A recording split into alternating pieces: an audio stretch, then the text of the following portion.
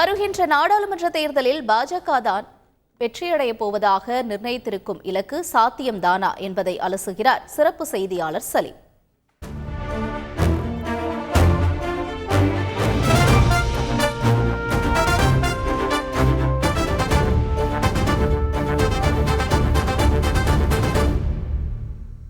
நாடாளுமன்றத்தில் லோக்சபாவில் அதாவது மக்களவையில் மொத்தம் 543 சீட் 272 எடுத்தாலே மத்தியில் ஆட்சி அமைத்து விடலாம். பிஜேபியோட டார்கெட் என்னவென்று பார்ப்போம். அதாவது பிஜேபியோட தனிப்பட்ட டார்கெட் 370 எடுக்கணும். கூட்டணி கட்சிகள்லாம் சேர்ந்து 400 தாண்டி விட வேண்டும் அப்படின்னு சொல்லி. சுதந்திர இந்தியாவில் நடந்த நாடாளுமன்ற தேர்தலில் ஒரே முறை தான் அந்த 400 என்ற இலக்கு தாண்டப்பட்டிருக்கிறது. அது காங்கிரஸ் கட்சியால் 1984 இந்திரா காந்தி அவர்கள் சுட்டுக் கொல்லப்பட்ட பிறகு ராஜீவ் காந்தி ஜெயிச்ச தேர்தல் அது. காங்கிரசினுடைய நம்பர் 414 சீட்டு காங்கிரஸ் ஜெயிச்சாங்க. அதற்கு பிறகோ அதற்கு முன்போ எந்த கட்சியும் 400 என்ற இலக்கை தாண்டியது கிடையாது. இம்முறை பாஜக அதை தாண்ட வேண்டும் கூட்டணி அமைத்து என்று மும்முரமாக இருக்கிறது. இது பலிக்குமா அல்லது பகல் கனவா என்பதை பார்க்கவிருக்கிறோம். சென்ற தேர்தலில் 2019 தேர்தலில் பாஜக எத்தனை சீட்டு ஜெயிச்சிருக்காங்க அப்படின்னு சொல்லி கேட்டிங்கன்னா தனிப்பட்ட முறையில் 303, கூட்டணி ஒரு 50 கொடுத்தாங்க. அப்படி பார்க்கும் பொழுது 353. அப்போது இதற்கு மேலே ஒரு 50 சீட்டு ஜெயிக்கணும் அப்படின்னா ஏற்கனவே ஜெயித்ததை தக்க வைத்து கொள்ள வேண்டும். புதிதாக ஒரு 50 சீட்டு ஜெயிக்க வேண்டி இருக்கிறது. பாஜகவால் இது சாத்தியமா என்பதை பார்ப்போம். மாநிலங்களில் நிலவரம் எப்படி இருக்கிறது என்று. 3 அதிரடி மாநிலங்கள். இந்த 3 மாநிலத்தில் மொத்தம் 116 எம்பி சீட்டில் 105 பாஜக கையில் வைத்திருக்கிறது. இந்த வெற்றியை ரிப்பீட் செய்தால்தான் அவர்கள் வைத்திருக்கும் இலக்கை அடைய முடியும். ஆனால் இந்த 3 மாநிலங்களில் நிலவரம் எப்படி என்று பார்க்கவிருக்கிறோம். அது கர்நாடகம், மகாராஷ்டிரா, பீகார். முதல்ல கர்நாடகத்தில் பார்ப்போம். 28 லோக்சபா சீட்டில் 25 பாஜக வெற்றி பெற்றிருக்கிறது. ஆனால் அப்பொழுது காங்கிரஸ் ஆட்சி கிடையாது. இப்பொழுது மாநிலத்தில் ஆட்சியில் இருப்பதோ காங்கிரஸ்.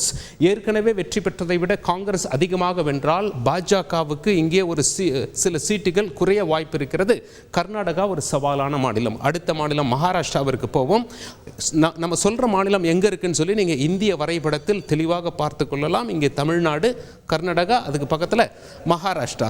மகாராஷ்டிராவில் சென்ற தேர்தலில் 48 சீட்டில் 41 பாஜக கூட்டணி வெற்றி பெற்றிருக்கிறது. பாஜக 23, சிவசேனா 18. ஆனால் அப்பொழுது உடையாத சிவசேனா பாஜகவோடு ஒன்றாக இருந்தது. தற்பொழுது பாஜகவிடமிருந்து பிரிந்து விட்டது. அது மட்டுமல்ல, சிவசேனா உடைந்து விட்டது. உடைந்த சிவசேனா பாஜகவோடு கூட்டணி வைத்திருக்கிறது. தேசியவாத காங்கிரஸ் எப்பொழுதுமே காங்கிரஸோடு இருக்கும் அப்படிங்கிறது நமக்கு தெரியும். அங்கேயும் கட்சி உடைந்து அதுவும் பாஜகவோடு இருக்கிறது. எனவே உடைந்த கட்சிகளோடு கூட்டணி வைத்து பாஜக தேர்தலை சந்திக்கிறது. மக்களின் ஆதரவு எவ்வாறு இருக்கிறது, 48 எத்தனை ஜெயிக்கவிருக்கிறார்கள் என்று பார்க்க வேண்டி இருக்கும். இங்கே ஒரு சில சீட்டுகள் குறைஞ்சாலும் பாஜகவிற்கு சவால் காத்திருக்கிறது. அடுத்த மாநிலம் பீகார். பீகாரில் மொத்தம் 40 சீட்டு. 39 பாஜகவும் கூட்டணியும் வெற்றி பெற்றிருக்கிறது. அதாவது பாஜக எல்ஜேபி நிதிஷ்குமார் அவர்கள் கட்சியின் கூட்டணியில் இருந்தது. ஆனால் அப்பொழுது நிதிஷ்குமார் பாஜகவோடு இருந்தார். பிறகு என்னாச்சு அப்படின்னா அவரை பல்டு குமார் என்று அழைக்க ஆரம்பித்தார்கள். அப்படி என்றால் பல்டி குமார் என்று தமிழ்நாட்டில் பெயர். ஏன் அப்படி அழைக்கிறார்கள்? அவர் பாஜகவிலிருந்து கூட்டணி விட்டுவிட்டு லாலு பிரசாதிடம் கைகோர்த்து மறுபடியும் லாலு பிரசாதை விட்டுவிட்டு மீண்டும் பாஜகவுக்கு வந்திருக்கிறார். அவருடைய இமேஜ் அடிவாங்கி இருப்பதாக சொல்கிறார்கள். அப்படி இருக்கையில் 40 சீட்டில் 39 ஜெயிக்க சாத்தியமா? இங்கே ஒரு சில சீட்டு குறைஞ்சாலும் பாஜகவுக்கு அது பேர் இழப்பாக மிகப்பெரிய சவாலாக அமையும். பாஜகவிற்கு ஏற்கனவே சவாலாக இருக்கிற தமிழ்நாடு, இதில் 39 பாஜக ஒன்று கூட கிடையாது. கேரளா 20 பாஜக ஒன்று கூட இல்லை. இதில் புதிதாக வெற்றி பெற முடியுமா என்றால் இதுவும் சவாலான மாநிலங்களாக தொடர்ந்து பாஜகவுக்கு இருந்து வருகிறது. நட்பு மாநிலங்கள் ஆந்திரா மற்றும் ஒடிசா. இங்கே யார் ஜெயிச்சாலும், உதாரணத்துக்கு ஆந்திராவில் டிடிபி ஜெயிச்சாலும் அல்லது ஒய்எஸ்ஆர் காங்கிரஸ் கட்சி ஜெயிச்சாலும் நாடாளுமன்றத்தில் அவங்க பாஜகவை ஆதரிப்போராக இருக்கிறார்கள். பாஜகவுக்கு இங்கே பெரிதாக கவலை கிடையாது. இந்த எம்பிக்கள் அவர்களுக்கு சப்போர்ட் செய்து விடுவார்கள் என்ற நிலையே நீடிக்கிறது. ஒடிசாலையும் அதே போலத்தான். நவீன் பட்நாயக் அவர்களுடைய கட்சியும் பாஜகவுக்கு கொஞ்சம் இணக்கமாகவே இருக்கிறார்கள். அதனால் இந்த மாநிலங்களில் பெரிய பிரச்சனை இல்லை. பாஜகவுக்கு வெற்றி மாநிலங்கள் என்று பார்க்கும் பொழுது ஒரு 8 மாநிலத்தை சொல்லலாம். இந்த 8 மாநிலத்தையும் சேர்த்து 127 லோக்சபா எம்பி சீட். இதில் 122 5 மட்டும்தான் பாஜக வசம் இல்லையே தவிர மீதி அனைத்தும் பாஜக வசம் இருக்கிறது. இந்த 8 மாநிலத்திலையும் பெற்ற வெற்றியை ரிப்பீட் செய்தாக வேண்டும். அது என்ன 8 மாநிலங்கள்? குஜராத்தில் 26 சீட்டுக்கு 26. இந்த பிராக்கெட்டுக்கு வெளியே போட்டிருக்கிறதெல்லாம் பாஜக பாஜக பெற்றிருக்கும் சீட் பிராக்கெட்டுக்குள்ள இருப்பது மொத்த சீட்.